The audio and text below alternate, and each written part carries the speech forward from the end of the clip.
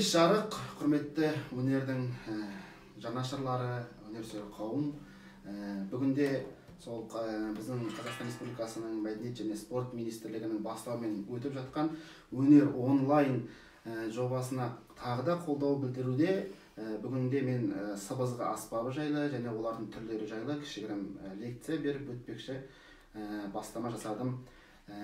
Яғни қазіргі таңда елімізде болып жатқан жағдайда барлығымыз қазір үйтеміз, далаға шықпай өзімізді сақтап, сол арқылы елдің амандығын, елдің сол денсаулығына сөйтіп жәрдем тигізетін болсақ, неге үйде отырмасқа деген ойда.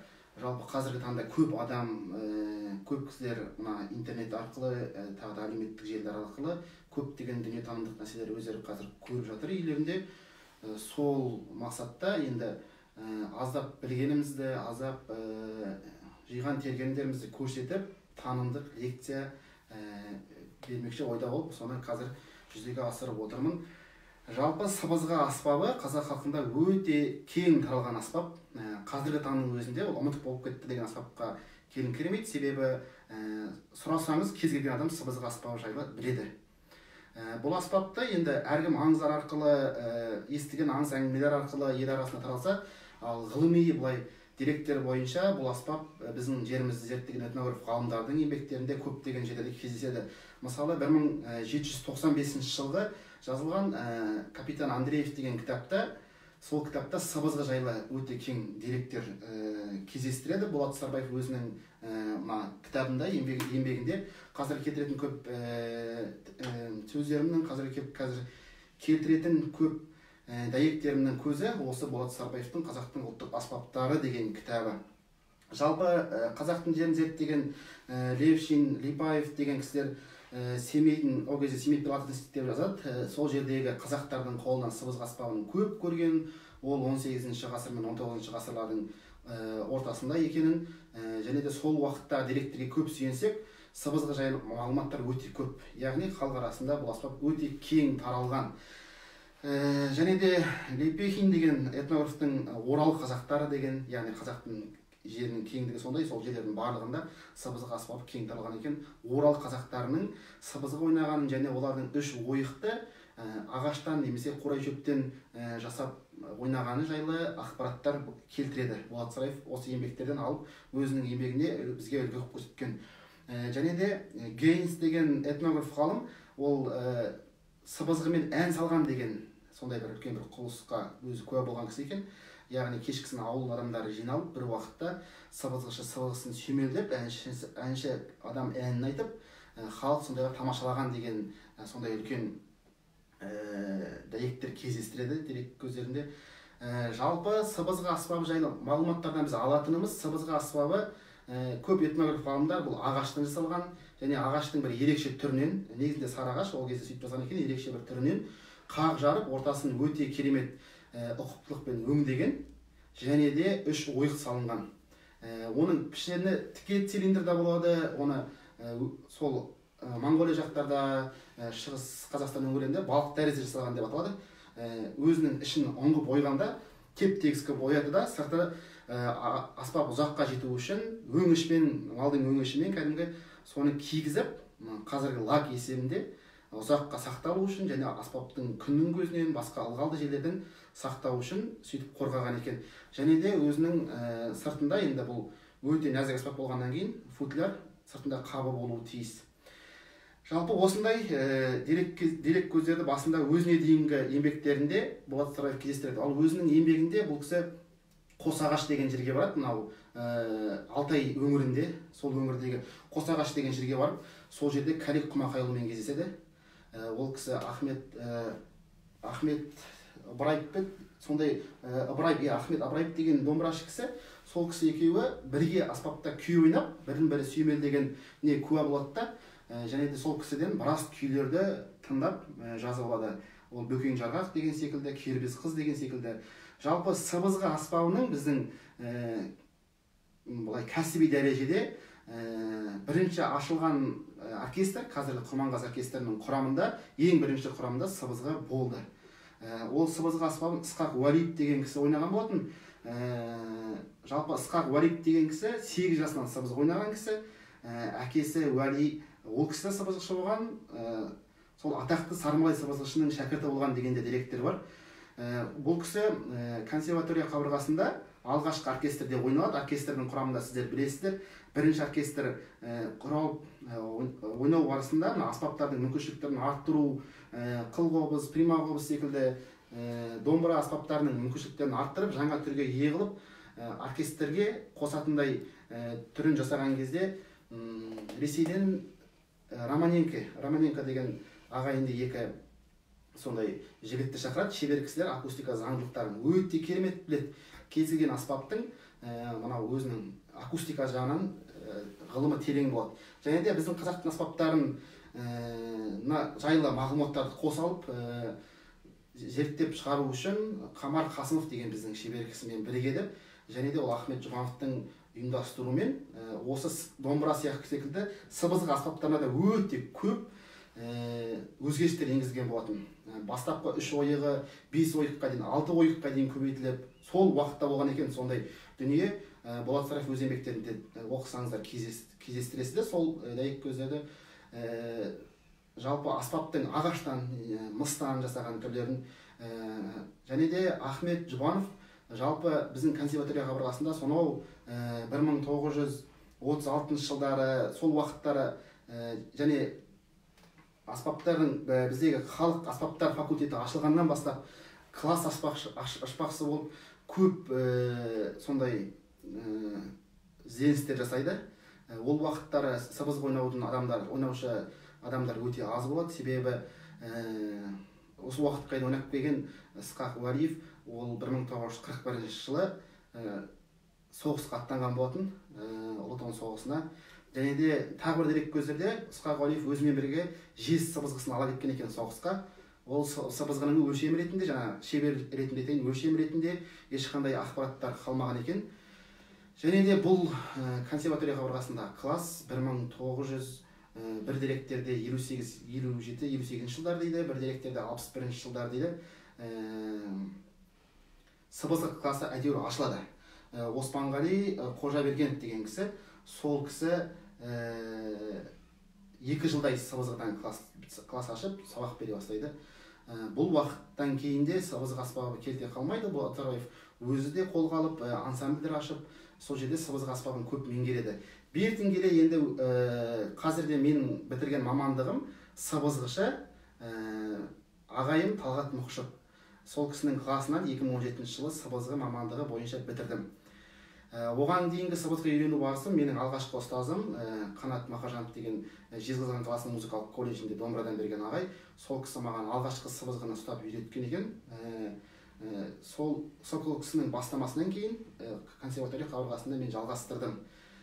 Және де атам да сыбызғы ойнаған кісі, сыбызғы жасаған деген деректерді мен өте өзімнің туыстарымнан көп естимін. Атамның кішкентай кезінде қайтыс болған, бірақ сол әкең өлсе де көзін көргендер өлмесін дейді ғой. Сондықтан жалпы көп кісілерден, туысқандарымнан сол атамның сыбызғы ойнап, сыбызғы жасаған туралы мағлұматтар көп естідім.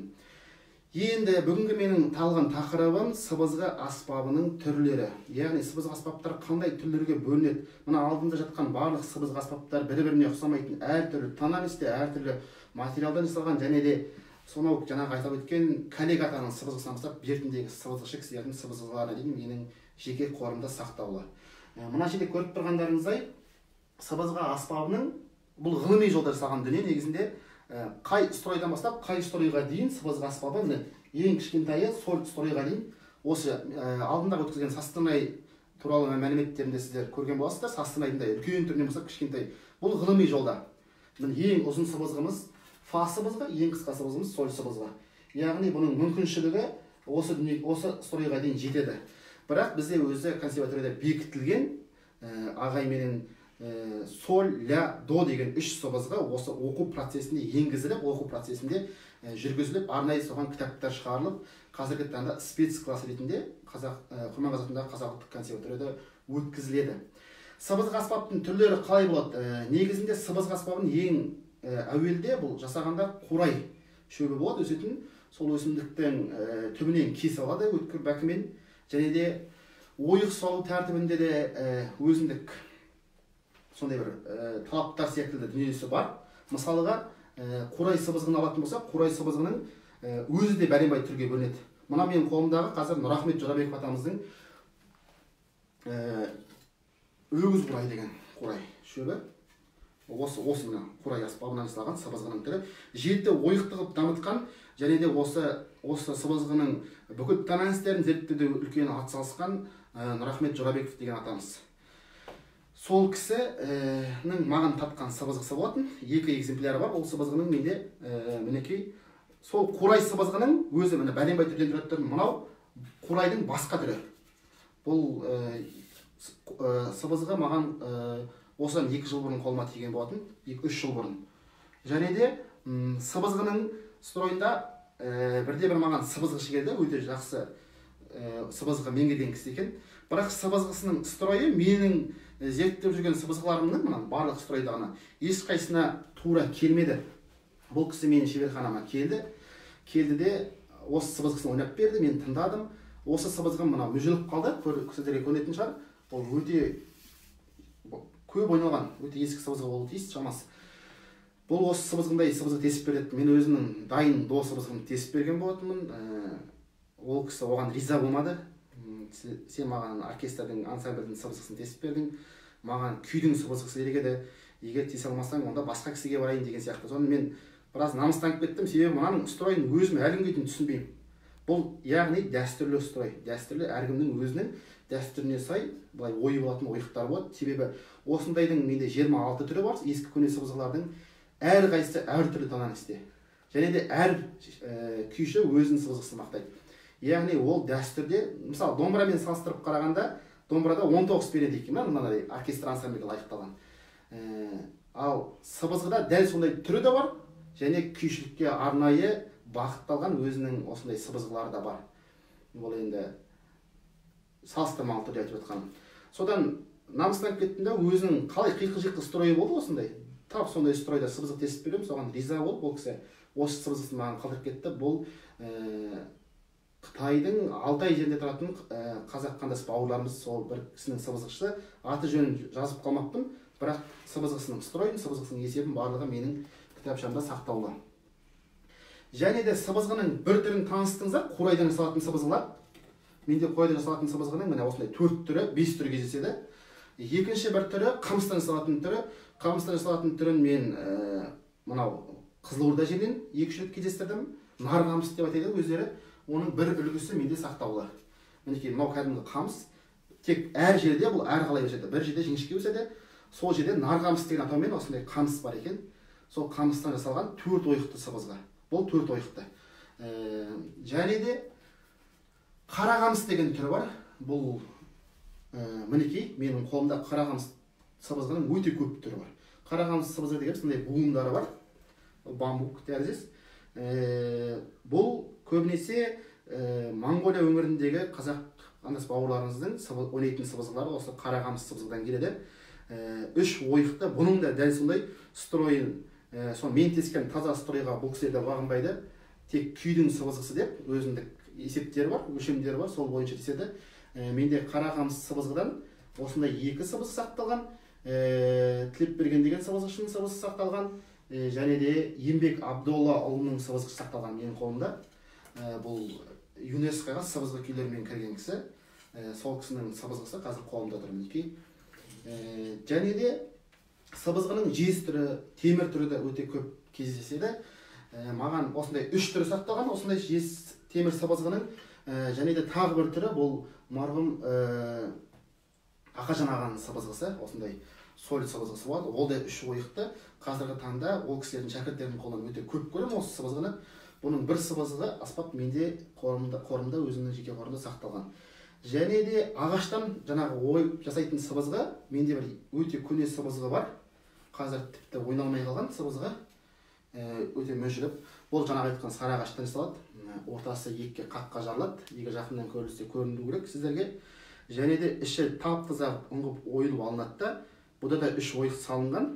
Жарылған, мына жерлері жарылған екен. Өзі сол уақытта осындай жабылған екен. Мынау қара немен.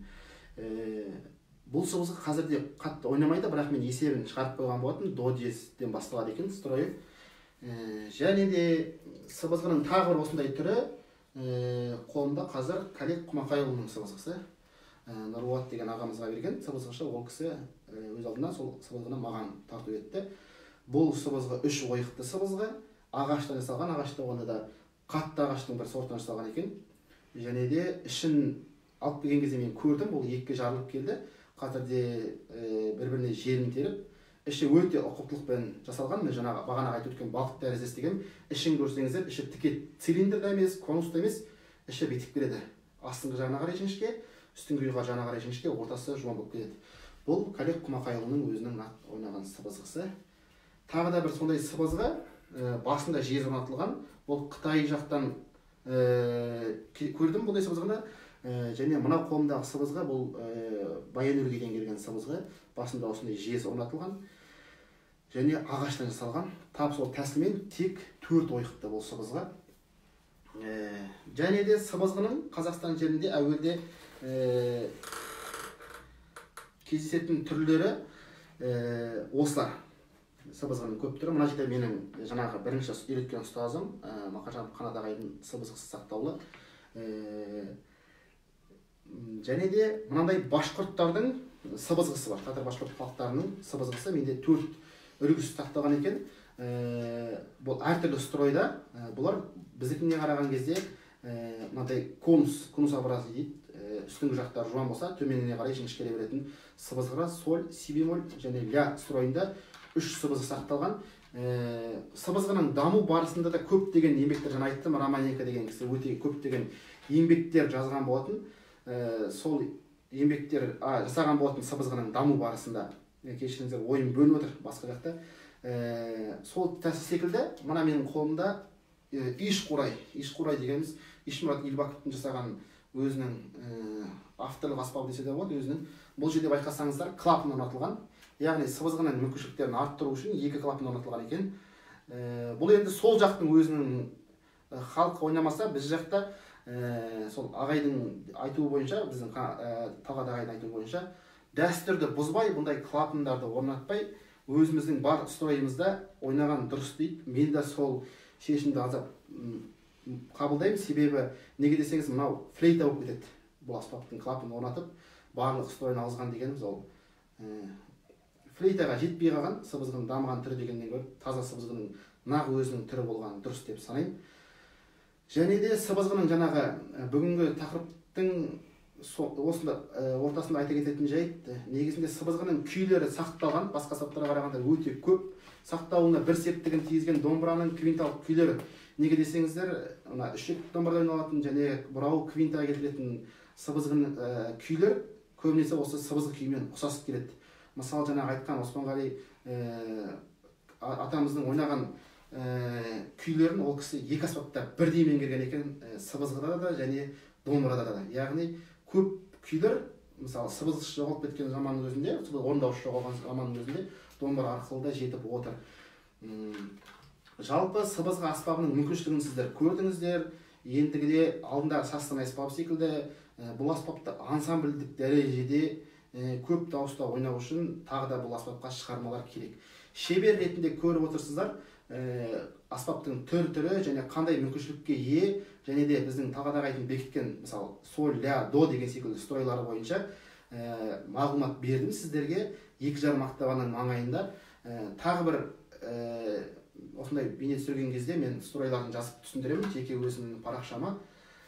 Соған қарай композитор ағалар, сол композиторлікке енді түсіп жүрген кісілер шығарма жазса ансамбльге, біз соны ойнасақ сыбызғышылар болып, бұл сыбызғының мерейін үстем қылып, одан әрі дамыса дейді. Сондай бір үлкен өтінішім бар.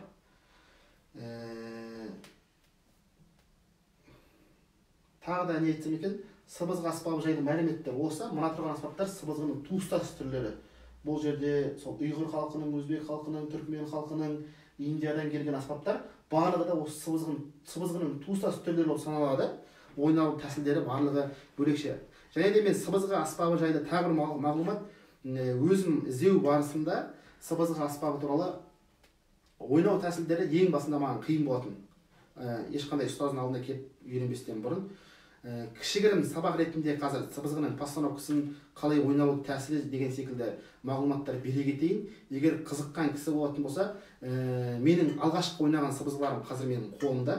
Қарап отырсаңыздар, бұл кәдімгі пропилен труба болатын. Әлі күнге дейін Қазақстанда көп сол мешіттегі аспаптарды көптеген музыканттардың қолдарынан көрем.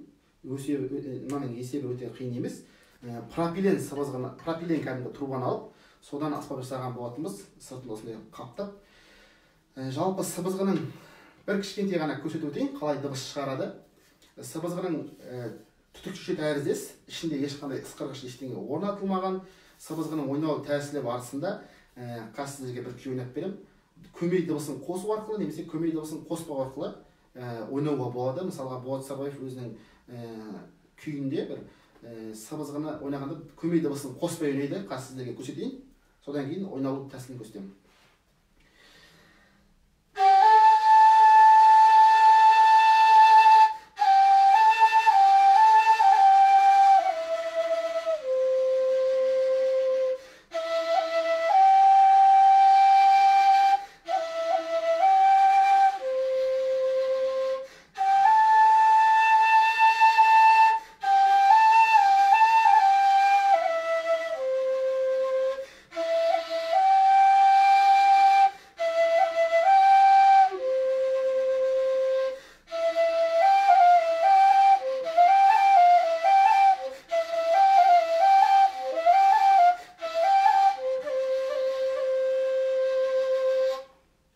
Мінекей осындай сыбызғыдан дыбыс шығады, күй шығады. Жалпы сыбызғының ойнау тәсілінде менің өзімнің шәкірттеріме үйрету барысында қоятын өзімнің осындай шарттарым бар.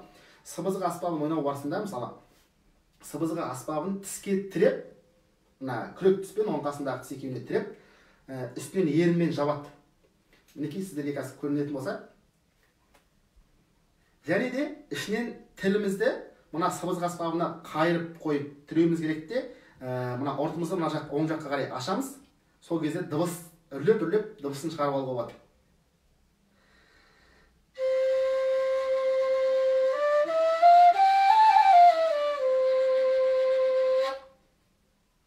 Сыбызғының аппликатурасы жайында да шамалы біраз ақпарат айтып өтейін. Сыбызғының атауы, мысалы, өзінің тұрақты дыбысына байланысты. До дыбысынан басталатын болса, до сыбызғы, ля нотасынан басталатын болса, ля сыбызғы, соль нотасынан басталатын болса, соль сыбызғы. Осы үш сыбызғы біздің консерваторияда бекітіліп, қазіргі таңда оқытылады.